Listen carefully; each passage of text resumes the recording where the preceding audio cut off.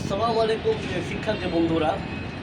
এর আগে আমি একটা ভিডিওতে বলেছিলাম ভালো রেজাল্ট করার অনেকগুলো উপায়ের মধ্যে একটা উপায় হচ্ছে নোট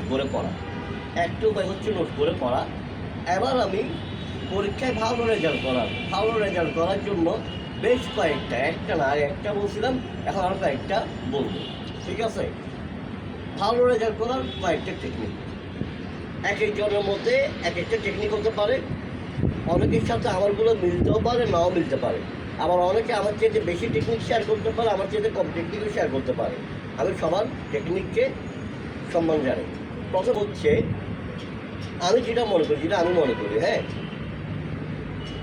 তোমার সিলেবাসটা বুঝে শেষ করা। আমি আবারও বলতেছি, শুধু সিলেবাস শেষ করা না, সিলেবাস বুঝে শেষ করা। মানে কি? মানে হচ্ছে তুমি যে পড়াটা পড়বা সেটা বুঝে পড়বা, না বুঝে কোনো পড়া পড়বা না। তুমি কোনো একটা পড়া বুঝতেছো না, তাহলে সেটা যার কাছে গেলে বুঝতে পারো তার কাছে যাও। তোমার বাসায় টিচার আছে, ওনার থেকে বুঝে নাও। অথবা তুমি কোচিংয়ে গিয়ে পড়ো, কোচিংয়ে স্যার থেকে বুঝে নাও। অথবা তুমি ইউটিউবে কোনো সার্চ থেকে বুঝতে পারো। তুমি গুগলে সার্চ দিয়ে, ইউটিউবে সার্চ দিয়ে যদি তুমি ওই বিষয়টা সম্পর্কে বুঝতে পারো, তবে যা পড়বা বুঝে পড়বা। 2 নাম্বার, যেটা আমি আগের ভিডিওতে বলছিলাম, নোট করে পড়া। যা পড়বা তা নোট করবা। বিশেষ করে গুরুত্বপূর্ণ পড়াগুলো অবশ্যই নোট করবা। এর বাইরে তুমি যতটুকু পারো নোট করে পড়ার চেষ্টা করবা। সব নোট করা সম্ভব না হলেও যতটুকু নোট করা যায় ততটুকু নোট করবা। 3 নাম্বার হচ্ছে যে বেশি প্র্যাকটিস করবা। কি প্র্যাকটিস? একটা সৃজনশীল কীভাবে 20 মিনিটে শেষ করা যায়। তোমার একটা সৃজনশীলকে 30 মিনিট লাগে, তুমি প্রথম এটাকে 28 মিনিটে শেষ করার চেষ্টা করো।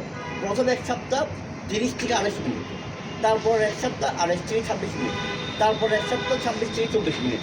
এভাবে একটা সময় তুমি যে সৃজনশীলটা লিখে তোমার 30 মিনিট রাখতো, ওইটাই তুমি 20 মিনিটে লিখতে পারবা। তবে সংক্ষিপ্ত প্রশ্ন উত্তর যেগুলো আছে সেগুলো কীভাবে নির্ধারিত সময়ের মধ্যে শেষ করা যায় সেটা তুমি চেষ্টা করবা। একটা সংক্ষিপ্ত প্রশ্নের জন্য বেশি সময় তুমি নিবা না। ঠিক আছে? মনে করো 10টা সংক্ষিপ্ত প্রশ্ন 20 নাম্বার, অথবা 5টা সংক্ষিপ্ত প্রশ্ন 10 নাম্বার। যেসব সাবজেক্টে 10টা সংক্ষিপ্ত আছে সেই সব সাবজেক্টে 10টা সংক্ষিপ্ত প্রশ্ন উত্তর লেখার জন্য তুমি 20 থেকে 25 মিনিটের বেশি সময় নিবা না। যেসব জায়গায় 5টা সংক্ষিপ্ত আছে সেখানে তুমি 10 থেকে 12 মিনিটের বেশি নিবা না। আর যেসব জায়গায় বর্ণনামূলক প্রশ্ন আছে সেই সব জায়গায় বর্ণনামূলক প্রশ্নগুলো তুমি কীভাবে যত সময় লিখতে পারো সেটা কি ভালোভাবে চেষ্টা করবা।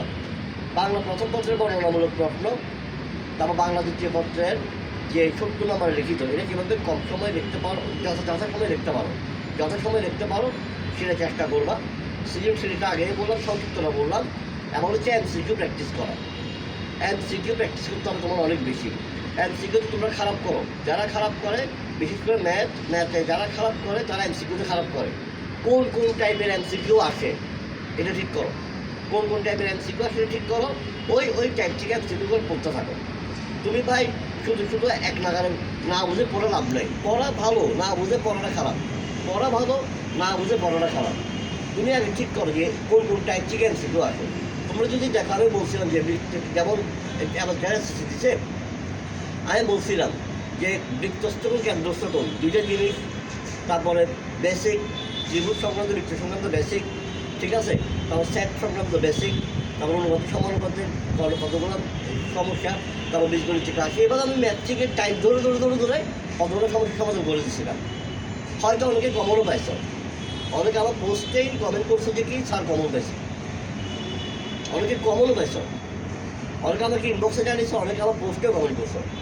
তো কমন পেয়েছে আলহামদুলিল্লাহ। যারা 2027 সালে এসএসসি দিবা তাদেরকে বলছি তোমরা টাইপ ঠিক করো, কোন টাইপ থেকে প্রশ্ন আসে ওইভাবে করো। শুধু এটা এসএসসি কিংবা এইচএসসি পরীক্ষার্থীদের জন্য না, এটা ক্লাস 6 থেকে 10 সব স্টুডেন্টের জন্য। 6 থেকে 10 সব স্টুডেন্টের জন্য। 4 নাম্বার যেটা সেটা বলবো যে একটানা বেশিক্ষণ পড়বা না। একটা টপিক শেষ, তুমি 10 থেকে 15 মিনিট রেস্ট নাও।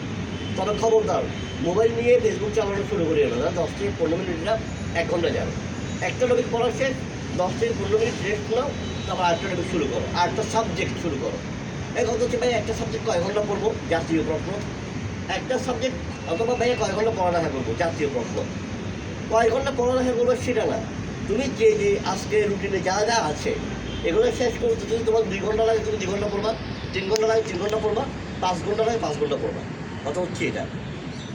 সর্বশেষ যে টেকনিকটা বলবো, সর্বশেষ যেটা বলবো সেটা হচ্ছে ফাঁকিবাজি দিবা না।